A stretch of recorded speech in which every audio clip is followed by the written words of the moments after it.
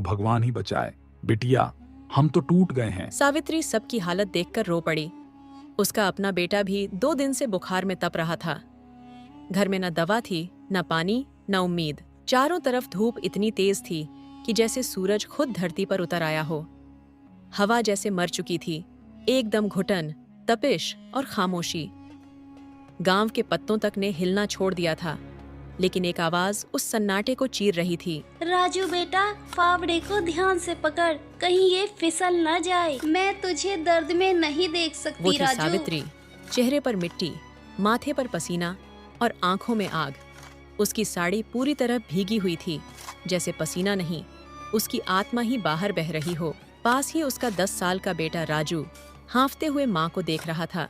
माँ, मेरे हाथों में बहुत जलन हो रही है। अब मुझसे इस गर्मी में और काम नहीं होता माँ।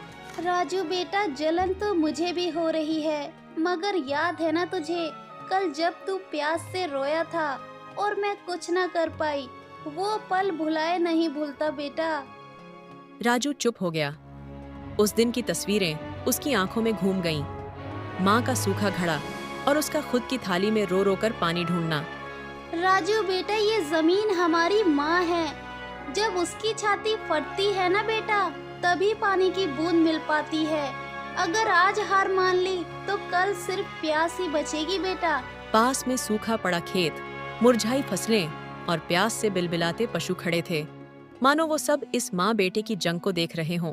माँ, क्या ये लड़ाई सिर्फ हम दोनों की है? इस पूरे गांव में क्या हम दोनों ही इस लड़ाई को लड़ते रहेंगे? राजू, कभी कभी पूरी दुनिया को बदलने के लिए सिर्फ एक माँ और उसका बेटा ही काफी है। राजू, हिम्मत मत हार बेटा, उम्मीद पर ही दुनिया कायम है। उसने फिर से फावड़ा उठाया। हाथ छिल चुके थे, मगर हौसला पत्थर को चीरने लगा था। सूरज भले सिर पर था, मगर एक नई सुबह सावित्री के इरादों में जन्म ले चुकी थी। सुबह के 4 बजे का वक्त था। आसमान अभी हल्का नीला भी नहीं हुआ था, लेकिन सावित्री की आंखों में नींद का नामो निशान नहीं था। वो चुपचाप अपने टूटे हुए घड़े को लेकर गांव के इकलौते कुएं की ओर चली जा रही थीं, जहां पानी की आखिरी उम्मीदें बची थीं। कुएं के पास पहले से ही कतार लगी थी, बुझे चेहरे, फटे कपड़े और सूनी आंखें। प्यास अब सिर्फ जरूरत नहीं रही थी, वो एक संघर्ष बन चुकी थी। सावित्री खड़ी थी, घड़ा हाथ में, मगर उसकी नजर कुएं पर नहीं, भीड़ में खड़ी एक औरत पर थी, गोमती। उसका चेहरा फूला हुआ था, आंखें लाल। अरे गोमती, कल तेरी बिटिया बेहोश हो गई थी ना, पानी मिल गया तुझे? क्या ही बताऊं बहन, एक बूंद भी नसीब नहीं हुई। हड्डी हड्डी सूख रही है। सरकार को तो जैसे कोई सुध ही नहीं है। कुएं के पास न जाने कब से भूखी प्यासी खड़ी हूँ, पर एक पूरी बाल्टी भी पानी नहीं मिल पाई। भला इतने से पानी में कैसे गुजारा होगा? अगर ऐसे ही चलता रहा तो बिना पानी कोई नहीं बच पाएगा हमारे गांव में। गोमती बहन, ऐसा ना बोल बहन, भगवान के घर देर है अंधेर नहीं। कभी न कभी तो भगवान इस गांव की पुकार सुनेगा। अगर तुझे पानी ज्यादा चाहिए तो मैं तुझे अपना पानी दे दूंगी। तेरी बिटिया को पहले दे देना। मेरे राजू की भूख तो मैं छाँव से भी बहला लूंगी। बहन, तुम बहुत अच्छी हो, वरना कौन किसकी परवाह करता है। बहन, तुमने इतना बोल दिया वही बहुत है। बाकी अब तो भगवान से ही आस है, वो इस गांव की पुकार सुन ले। हे धरती माँ, तू गवाही देना, जब सबने हार मान ली थी तब हमने एक दूसरे को संभाला था।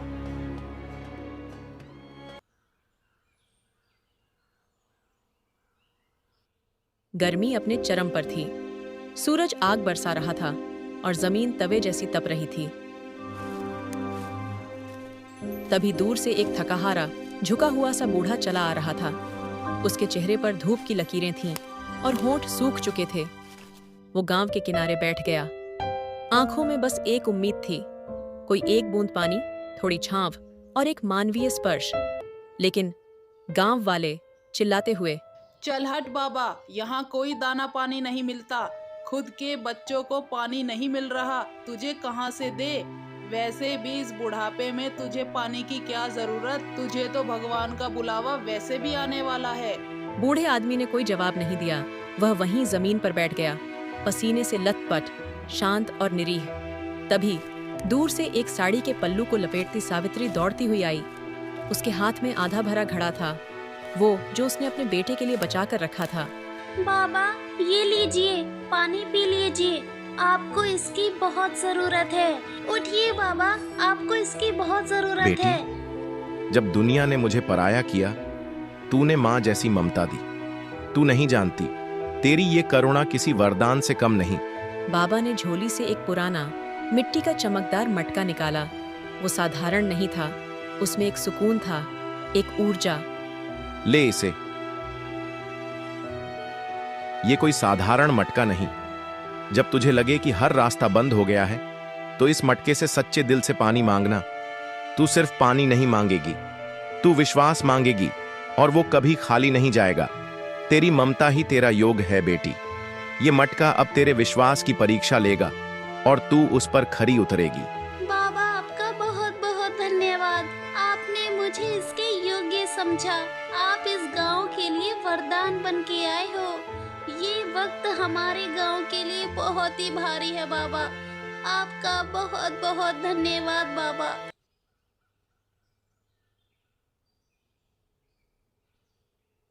सावित्री ने मटका सीने से लगाया और उसे घर के एक कोने में दीप के पास रख दिया, जैसे कोई देवता का प्रतिरूप हो। उसने नहीं जाना कि उस दिन वो सिर्फ एक मटका नहीं लाई थी। वो उम्मीद, विश्वास और एक आने वाले चमत्कार की नींव रख रही थी।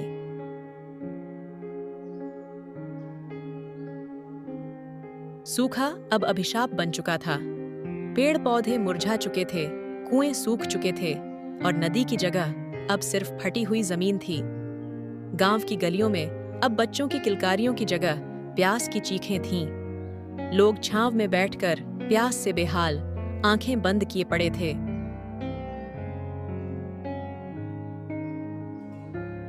सावित्री दीदी, पूरे गांव में सूखा अभिशाप बन चुका है। मुझे तो बहुत घबराहट होती है। हम लोग कैसे जी पाएंगे बिना पानी के? अब तो भगवान ही बचाए। बिटिया, हम तो टूट गए हैं। सावित्री सबकी हालत देखकर रो पड़ी। उसका अपना बेटा भी 2 दिन से बुखार में तप रहा था। घर में न दवा थी, न पानी, न उम्मीद। वो कांपते हुए उस मटके के पास गई जो उसने साधु बाबा से पाया था। वो मटका अब भी वैसा ही शांत था, जैसे उसमें कोई रहस्य छिपा हो।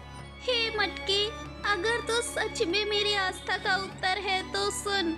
अब मेरी नहीं, मेरे गांव की पुकार है। मुझे पानी चाहिए, सबके लिए, सबकी प्यास बुझानी है।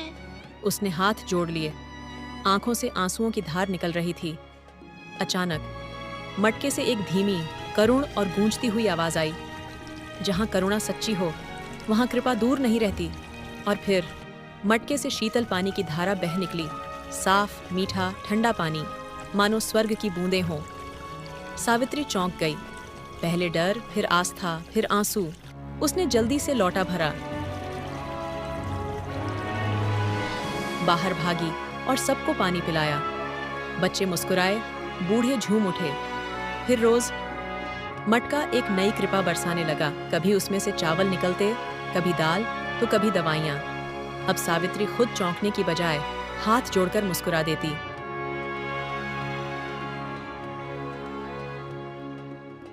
गांव वालों ने उसे अब जलदेवी कहना शुरू कर दिया।